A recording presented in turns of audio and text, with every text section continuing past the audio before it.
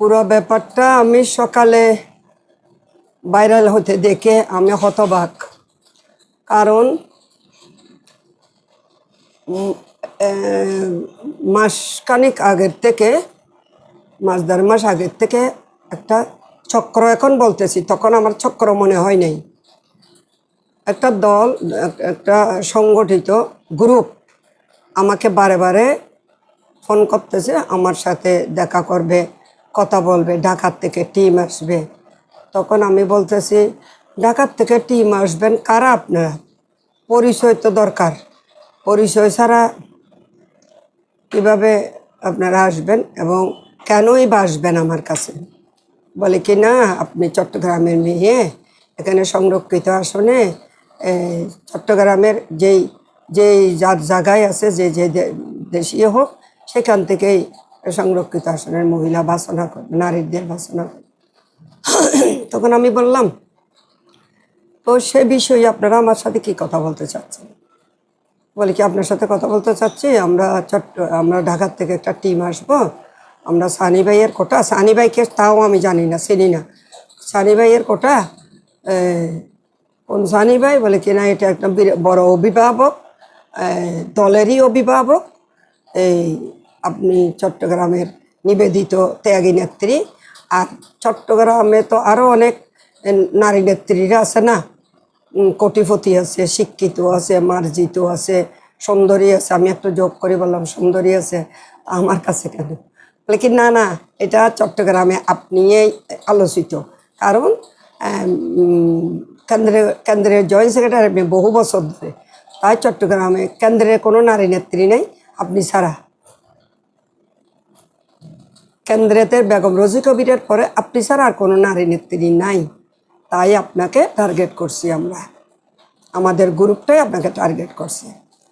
তো আসিয়েন না ভাই, আমার ওই সময় নাই, আমি কথা বলতে পারবো না, আমি আমার অ্যাজমার ছিল, তখন টান ছিল একটু। তারপরে ওরা মানবে না, ওরা আসবে। তবে আমি আমার নিজস্ব কিছু অভিভাবকের সাথে কথা আলোচনা করলাম, বললাম, বলে কি ঠিক আছে, ওরা কি বলতে চাচ্ছে দেখেন না, ওরা কি বলতে চাচ্ছে দেখেন, তারপরে কথা হবে। তখন আমি বলছি, আমার একটু ইঙ্গিত দেন, এত দূর থেকে না এসে সময় নষ্ট না করে আমার একটু ইঙ্গিত দেন, আসলে কি ব্যাপার। হয়তো আপনি কেন্দ্রীয় কমিটির জয়েন্ট সেক্রেটারি বেগম ফাতেমা বাদশা, আপনার সমস্ত প্রোফাইল আমাদের হাতে এসে পৌঁছেছে। আমি তো প্রোফাইল সাবমিট করছিলাম অনেক আগে, আমি গত 2018-তে মনে হয়, ডাক্তার সাহেব যখন জেলে ছিল, উনি ইলেকশন করতে পারতেছে না বাইরে, তখন আমি দামি প্রার্থী হিসেবে নমিনেশন নিয়েছিলাম, 30,000 টাকা মনে হয় ফি নিছিল। তো সেই সুবাদে আমি মনে করছি আমার প্রোফাইল তো রেডি আছে ওদের কাছে, নিশ্চয়ই এরকম। আমার স্বামী মারা যাওয়াতে আসলে আমি উন্মাদের মতো হয়ে গেছি। ওটা বললেও তো আবার আরেক লাইনে যাবে গা কথা, আমি কিছু মাথায় আনতেও পারতেছি না। পরে আমি নিজে স্বাভাবিক হয়ে কথা বললাম, ওনারা আসবেই।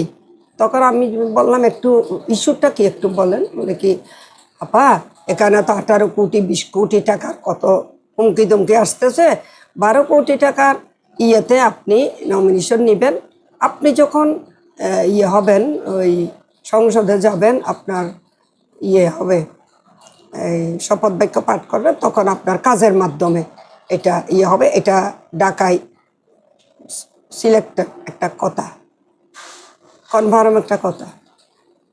আমার অভিভাবকরা যখন আমাকে বলছে, কি বলতে চাচ্ছে আপনি শুনুন, কিন্তু ওদের ফাঁদে পা দিয়েন না।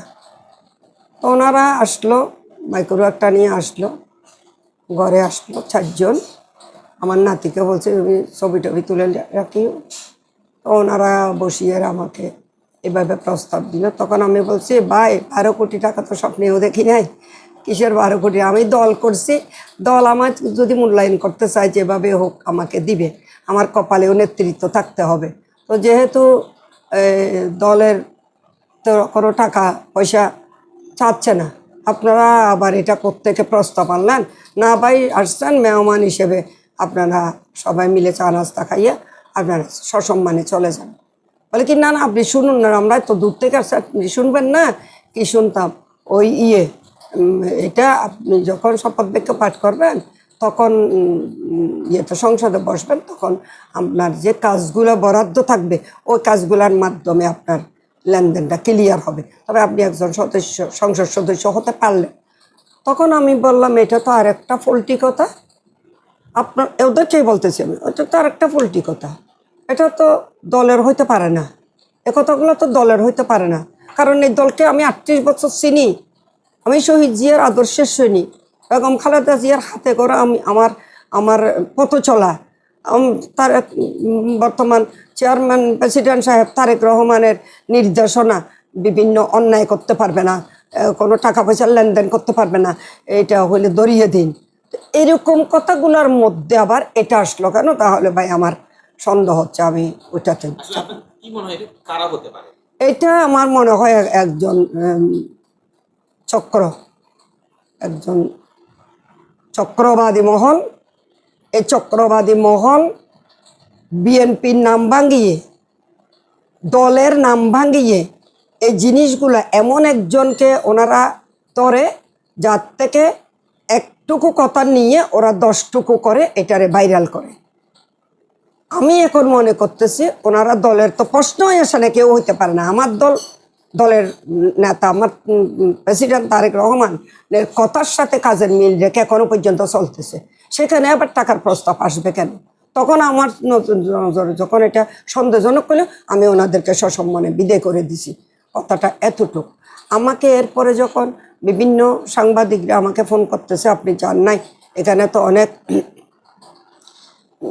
চট্টগ্রাম থেকে তো অনেক দলে দলে গেছে, তো আমি যোগ করে বললাম যে হাঁস মুরগিও গেছে ভাই, তাই আমি যাইনি, আমার দরকার নেই, আমি যতটুকু কাজ করেছি আমার দলে কাজ আমারই মূল্যায়ন করেছে, আরও মূল্যায়ন করতে হলে আমার দলেই করবে। তো সেইখানে আজকে যেটা ভাইরাল হলো টাইমস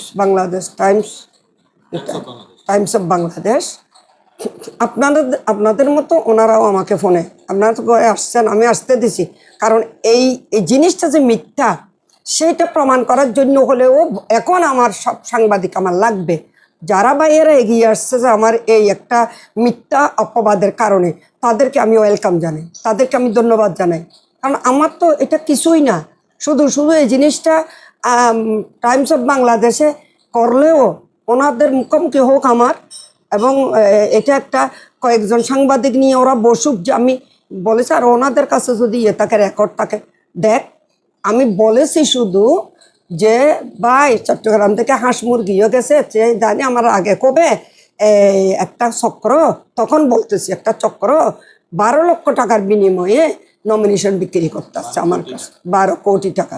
আমি যখন বললাম এটা তো আমি স্বপ্নেও দেখি নাই, 12 কোটি টাকা, আমি তো পয়সা কামাই নাই, আমি দিয়ে রাজনীতি করে আসতেছি, আমি আবার টাকা দিয়ে কিনবো কেন? আর এটা তো আমার দলীয় কথা হইতে পারে না, এটা আমার দলের কথা হইতে পারে না, আমি প্রশ্নই আসে না, আমরা বিশ্বাস আসতেছে না, আমার দলকে আমি চিনি। তো এখন যখন আমি বুঝতে পারছি এটা একটা ষড়যন্ত্রকারী দল, সংগঠিত একটা চক্র, তখন আমি ওদেরকে বললাম যে আমি এই ভাই আপনারা আমাকে কষ্ট